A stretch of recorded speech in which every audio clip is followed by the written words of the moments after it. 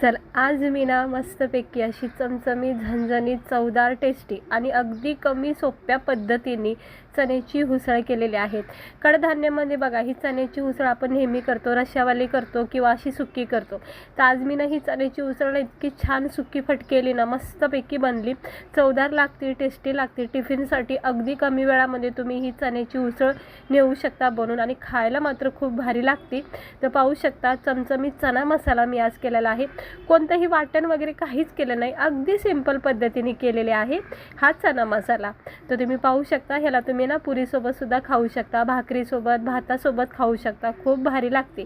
तर चला बघून घेऊया आपण ह्याला लागणारं साहित्य, बनवायची कृती. आजची रेसिपी आवडली तर लाईक करा, चॅनलला सबस्क्राईबर करा. आणि असं हे चपाती भाकरीसोबत खूप छान लागते. तर माझी तर खूप फेवरेट उसळ आहे मटकीची आणि चण्याची. तर मी नेहमी करत असते, तुम्ही पण व्हिडिओ बघा आणि नक्की करून बघा, इतकी छान लागते. तर त्यासाठी काय करायचं, चणे जेवढे पण तुम्हाला पाहिजे तेवढे रातभर भिजत ठेवायचे. मग सकाळी असं छानपैकी थोडंसं मीठ वगैरे टाकून असं पाण्यामध्ये शिजून घ्यायचे किंवा कुकरमध्ये शिजून घेऊ शकता. असे नरम सॉफ्ट झाले पाहिजे, असे बोटाने दबले पाहिजेत. हे बघा, हे असे बोटाने दबेपर्यंत चणे शिजून घ्यायचं. आणि जर रस्सा करायचा असेल तर हेच चण्याचं पाणी रश्श्याला वापरा, पण मला सुक्की करायची त्यामुळे हे पाणी साईडला ठेवणार आहे. तर कांदा, टमाटर आणि कोथिंबीर एवढंच घेतलं आहे मी बारीक चिरून. कुठलंही वाटण आपल्याला करायचं नाही, सिंपल पद्धतीची उसळ आहे त्यामुळं काहीही साहित्य लागणार नाही. अगदी सकाळच्या घाईमध्ये ना तुम्ही टिफिनसाठी झटकेपट बनवू शकता. फक्त चणे मात्र तेवढे रात्री शिजून किंवा भिजून ठेवायचे आणि सकाळी शिजून घ्यायचे.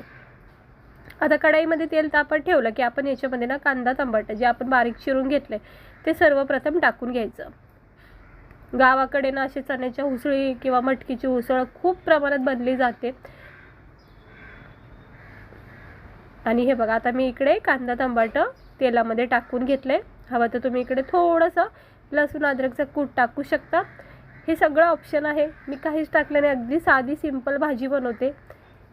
गॅस बंद ठेवला होता, थोडासा कॅमेऱ्यामध्ये प्रॉब्लेम आला पण आता मी गॅस चालू केलेला आहे. आणि तुम्ही पाहू शकता तेल जरा थंड झालं होतं. मोबाईलचा स्टँड माझा जरा खराब आहे त्यामुळं ना थोडासा प्रॉब्लेम येतोय.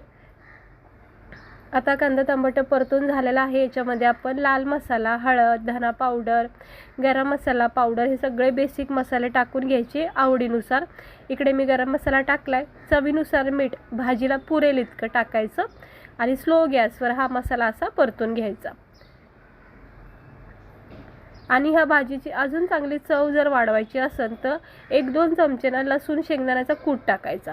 बस, खूप छान भाजी तयार होती. मग आता हे जे आपण भिजवलेले आणि शिजून घेतलेले जे चणे आहेत ना, हे सगळे असे चाळणीच्या साहित्याने पाणी सगळं निथळून हे चणे फक्त याच्यामध्ये टाकून घ्यायचे आणि पूर्ण मसाल्यामध्ये याला कोटिंग करायची. पाहू शकता तुम्ही, हलका हात वापरायचा, गॅस स्लो ठेवायचा आणि हे चणे सगळे असे एकजीव करायचे मसाल्यामध्ये. वरून थोडीशी कोथिंबीर टाकून पुन्हा एकदा मिक्स करून घ्यायचं. तर बघा किती मस्त भाजी दिसते का नाही. रस्सा वगैरे काहीच केलं नाही, कारण मला ही सुक्कीच भाजी आवडते खायला. कधीतरी रस्स्याची करते. झाकण ठेवायचं, 1-2 मिनटं तरी वाफेवर ठेवायचं. छानपैकी फ्लेवर उतरतो मग भाजीमध्ये मसाल्याचा. हे पाहू शकता. ह्या स्टेजवर तुम्ही मग लसूण शेंगदाण्याचा कूटसुद्धा टाकू शकता अगदी शेवटला. किंवा नाही टाकलं तरी हरकत नाही, ही भाजी अशीही चांगली लागते सिंपल. तर हे बघा, गरमागरम पुऱ्यासोबत तुम्ही या भाजीला खाऊ शकता, ज्वारीच्या भाकरीसोबत, बाजरीच्या भाकरीसोबत खूप मस्त लागते. तर भाजी झाली आहे बघा आपली तयार, झटकेपट बनली. झाकण ठेवते आणि गॅस बंद करून घेते. आता गॅस बंद केला आहे आणि तुम्ही पाहू शकता आपली ही चणा मसाला म्हणजेच चण्याची उसळ किती छान झाली का नाही तयार. एकदम भारी वाटते का नाही, म्हणजे पाहता क्षणी खायची इच्छा होते. तर गरमागरम प्लेटमध्ये आपण याला सर्व करून घेऊया. तर हे बघा, आता अशी जर भाजी वाढली तर भूक नसेल तरी पण आपल्याला खायचं मन होईल, इतकी छान लागते आणि दिसते सुद्धा सुंदर भाजी. बघा, गरमागरम भातासोबत सुद्धा तुम्ही असं मिक्स करून ह्याला खाऊ शकता. ज्वारीची भाकर, बाजरीची भाकर, पुऱ्यासोबत किंवा असं चपाती रोटीसोबत एक नंबर लागते. आणि विशेष म्हणजे ना झटकीपट बनते, काहीही कुटाणा नाही, सिंपल पद्धतीची चणा मसाला आहे. मला तर कधीही मन झालं तर मी हे अशी पद्धतीने करून खाते. काही असं कुटाणं करत नाही, वाटण वगैरे करायचं. खूप मस्त लागते आणि भातासोबतसुद्धा छान लागते. तर सकाळी टिफिनला काही सुचत नसेल ना तर ही भाजी तरी नक्की करा, खूप मस्त लागते.